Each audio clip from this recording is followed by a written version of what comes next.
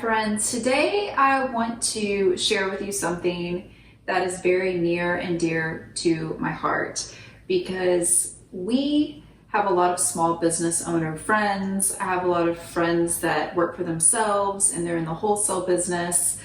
And while this time in the world is particularly hard for everyone, no one is excluded from this. I really just want to help bring some clarity to those friends and people out there that are feeling lost and maybe offer you some ways to weather this coronavirus storm with regards to your business. But first, let me tell you why I'm doing this, okay? So me and my partner, we've owned a brick and mortar store for years in Austin, and we actually just ended our lease the beginning of last year. And during the last few years, it was very apparent to us that things were changing in the retail world. The climate was changing. While retail wasn't dead entirely, we knew there was a shift going on, and we were just trying to figure out how to navigate it and what that meant for us and our business. So once we were out of our last retail space, we had trouble finding our next location, which put us even more into a transition period than we had anticipated. And so we decided to offer my beauty products wholesale and focus on online sales. So we started this about a year ago, and that really meant a lot of trial and error. Now, my passion has always been to help people, and I love to help them by sharing meaningful information that I know something about, which is now owning a small business, creating a beauty brand, and all over wellness. Now, this podcast is no different because I create it for big dreamers like us, for small business owners, for beauty, wellness, health, skincare enthusiasts. So, what we mention and recommend in these episodes is not random. It comes from years of us making mistakes and taking advantage of continuing education platforms and mentors so that we can help save you time and money and the opportunity to focus on growing your own business. So that is my hope for you today. But before we get to these 5 tips that I want to give you to help you weather the coronavirus storm that's going on right now with your business, I want you to do 3 things for me, please. The first thing I want you to do is I want you to keep your mind busy, but in a good way. Do not let your subconscious control and replay narratives that are no longer helpful to you or that no longer apply. If you're feeling stuck, learn something new. Take an online class, brainstorm with trusted friends, join a heal group. I know you want to focus on making money right now, because it's scary, quite frankly, but we have to really focus on keeping a peace of mind and keeping ourselves in a good headspace so that what we do can be actually helpful to our businesses and to our family. So as soon as our minds start to wonder, if we can kind of take the attention off of ourselves and place it on something else, whether it's learning something new or whether it's helping someone in need, that really frees up the mind to to relax and sometimes even be creative. So that is number 1. Number 2, I want you to start moving more because mental health, again, is so important during these times when anxiety is just off the charts, okay? The best way to get out of a funk is to move. So I want you to go for a walk around the block, do jumping jacks in your living room. I don't care what you do. Dance with music with your kids. Do yoga on the floor. My animals always love to come join me whenever I do that. It doesn't matter what you do as long as you move, right? It will get you out of that funk. I promise you that. And number 3 is we really need to all accept the reality of what is so right now. We need to realize that what is so, it ain't going away no time soon, right? Because even a week being closed as a business can be detrimental. So I understand soon is relative. Is it 3 weeks? Is it 3 months? Is it years? We don't know that right now, but any amount of time can be detrimental to a business. So that's not being pessimistic, that's being realistic. And nothing will kill your business quicker than being in denial, okay? So instead, I would like you to ask yourself questions like, how can I continue to grow and scale during these uncertain times? So I want you to place that state of being in a denial with questions, okay? So if you guys are ready, we're gonna jump in and we're gonna get started. Let's dive into the tips. My number one tip for you is to not focus on sales. And what I mean by that, it seems so counterintuitive, but if you have tons of sales, you're probably not listening to this right now. And if you are, hats off to you. I love a mind that always looks for opportunities, right? I love a mind that can look at something or listen to something that they think they may know everything about and go, what can I learn from this? So that's great. If you have a successful business, but you're wondering maybe how to navigate or how it translates to being online during these times, then I would suggest using your mailing list. Your mailing list is a great way to reach out and engage your customers. Actually, Tessa Chocolate here in Austin, Texas did this a few days ago, so I wanted to use their business as an example. They sent an email and said, hey guys, we're experiencing these hard times. We're asking our supporters to please place pre-orders for chocolate online. And then the next day, they sent another email and said, thank you so much for listening and for your support. We've already reached 20% of our goal overnight. And that was by sending one email to their loyal customers. So, what's the point here? The point is to focus on building your email list. That is above making sales, because once you have that email list, you'll be able to reach out to your customers at any time, and especially in times like this, and ask for the support that you need.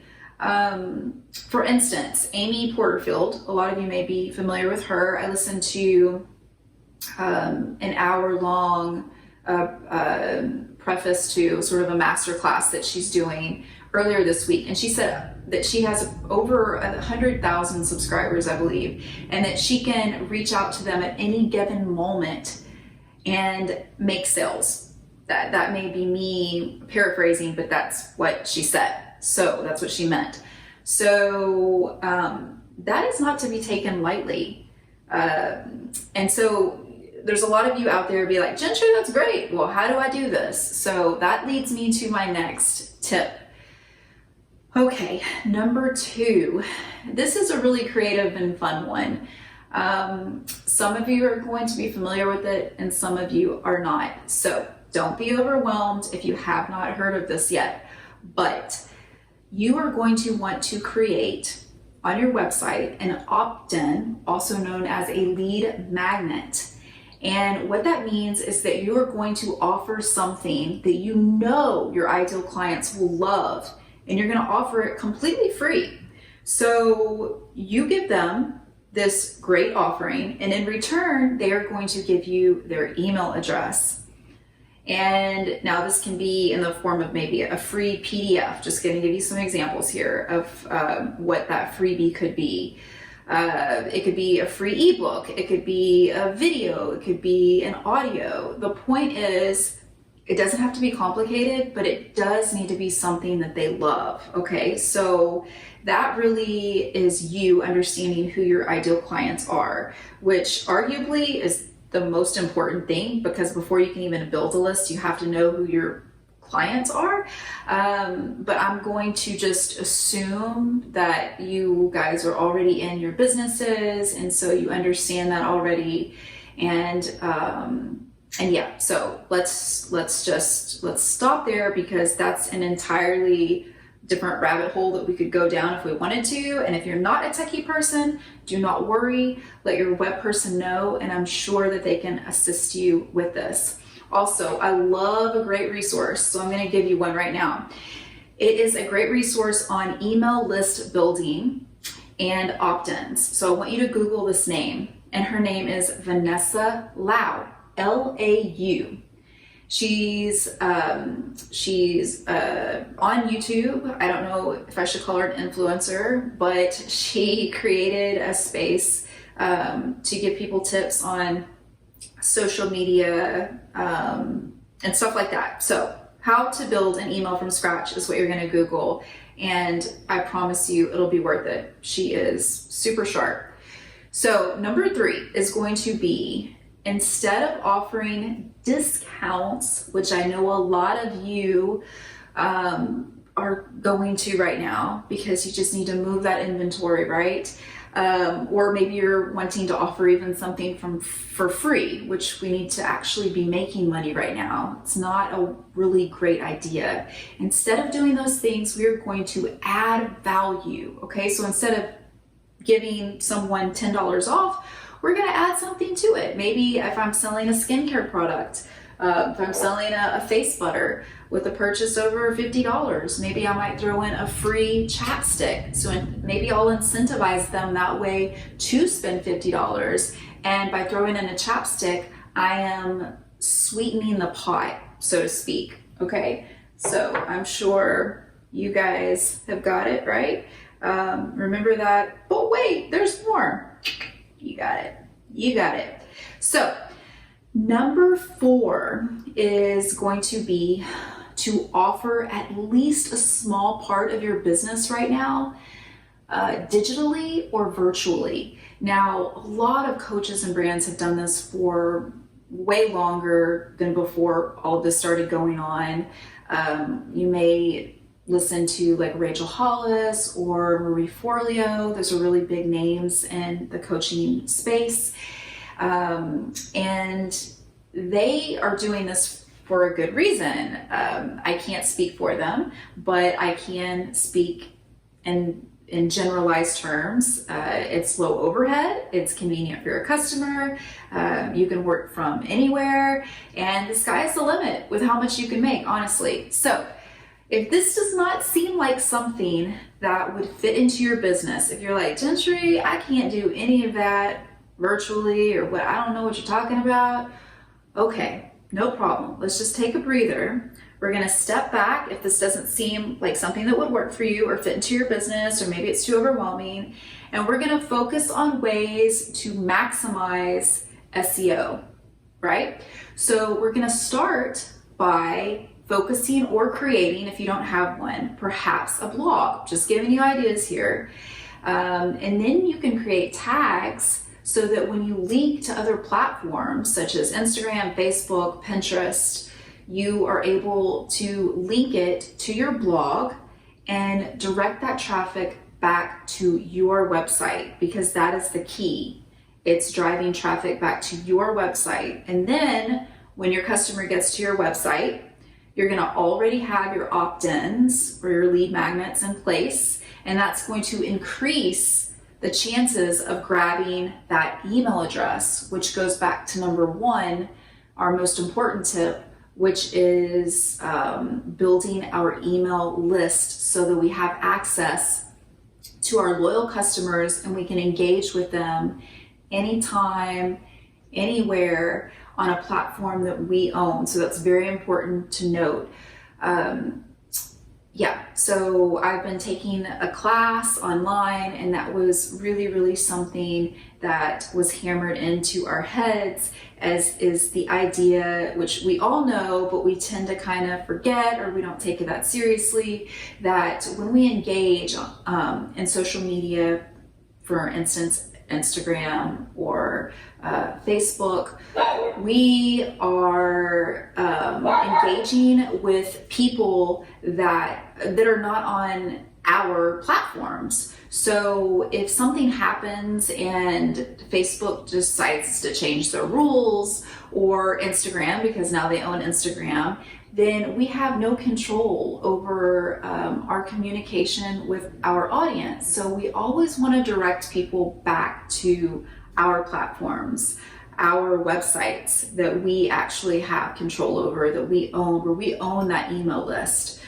So so I don't want to get too off track here. I could tell you so many stories, but I'm not going to. I'm going to keep focused so that we can get to my tip number 5 before the sun goes down. And that is to collab with other artists and show your face, okay? I did a podcast with Gina Marino. It was called Solving Problems, Marketing Problems, specifically with creativity. And we talked about this very thing because I know it can be really uncomfortable and it can be very intimidating, especially for people, that aren't used to putting themselves out there. But people now more than ever, they want to feel connected and they want to be engaged. So you can do this by collaborating on live streams with other professionals like Instagram and Facebook.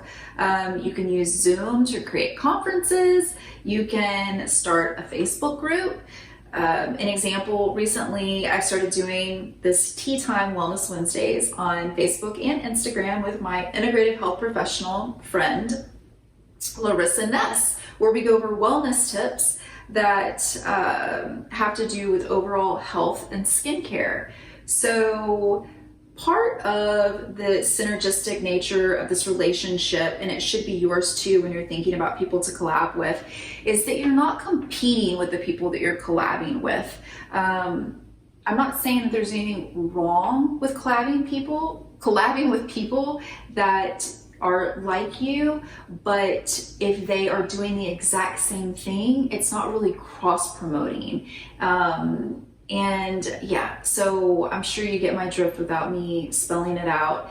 It's just a better vibe, a better fit for you if you can choose someone that is like-minded. So let's say you're an integrative health professional. Well, I'm an integrative skincare professional. I also love healthy recipes. So maybe then I might collab with someone that's into fitness or cooking healthy recipes. So again, it can be people that are like-minded, but you just don't want to pick someone, that's doing the exact same thing that you're doing, unless, there are exceptions. I have a series on my blog that I do with my dear friend who's also an esthetician, and it's a skin talk series, but we're not competing with each other with selling services. So that's probably the biggest difference. We're not competing with products or services. So just some food for thought. Other ways to show up are maybe doing a guest blog post on another complimentary site, bearing the same kind of ideas in mind. Maybe it's a site where someone doesn't do exactly what you do, but they have an audience that would like to hear from someone like you. You do have to do a little work to figure these kinds of things out, but it can be really worth your while if you get to do a guest blog post on a website that maybe is even more popular than yours and has a bigger audience. It may help drive traffic over to your website. And just remember, your goal in all of this is always to get them to come back to your website. So make sure that whoever it is, or even if it's yourself, you are including all of the links to your website and that your website is ready to go once you get to that place. So these are by no means all of the ways to improve your online business. But if you do these 5 things, I promise you'll see improvement and you'll get going in the right direction for sustainable growth in your business. And there's no better time than now. And of course, I would not leave you without a pro tip, because that's what I do. Just because we're all working from home does not mean that we should do away with our routines, okay? Maintaining structure is really important, especially now, maybe more than ever, because you are the one responsible for getting all of it going. You don't have anyone waiting there, right now at work going, you're 5 minutes late. So it's really easy to like hit the snooze button or to stay up super late and binge on movies, but you're the one that decides the level of professionalism that you want to give your business. And I know in your heart, if you're passionate about it and you have a lot of drive, that you can do this. You can maintain a healthy structure even though you are working from home. Maybe get an accountability partner. That's worked out really well for me. Again, someone that you trust, that's like-minded in a profession, that understands what you're going through, that will truly help hold you accountable. And do not underestimate a good calendar book, my friends. If you don't have any of that, I did a recent episode with a friend and health coach, a friend of mine, Christina, and she's with Get It, ATX. And we did an episode called Creating Sustainable Habits for Healthy Lifestyle. So we talked about ways that you can maximize your efforts in that department. And with that, I'm going to say goodnight, but also just want to remind you, the more you know, the more you grow. And that's why we're doing this with you. And one of my favorite quotes is by John Lennon, since I always ask everybody else what their favorite quote is. And it says, "It's all going to be okay in the end. And if it's not okay, then it's not the end." And I would really like you to marinate on that while we are going through these hard times, my friends, because it is so easy for us to get lost in our own heads and to, get down on ourselves and to just sit there and let ourselves spiral and to like seep into that, like I said, subconscious that wants to replay these negative narratives. And, it is our job to take control of those thoughts in our minds and say, you know what? That may be the way that we've handled things in the past, but that is not the way we are going to handle things in the future. And this is definitely a speed bump. I'm not going to be in denial about that. However, speed bumps, maybe they're there for a reason, and maybe they're there to slow us down. Maybe they're there to give us breathing room, to allow for new things that have not been able to exist because there was no room for the new thing to exist. I'm just saying this is a speed bump, and there's a lot of challenging, hard times out there for a lot of folks. And so let's just not be someone who contributes to that anxiety. Let's try to put a positive step forward. Let's try to be a support system for each other. And just remember that it's all going to be okay in the end. So I'll leave you with that, and good night.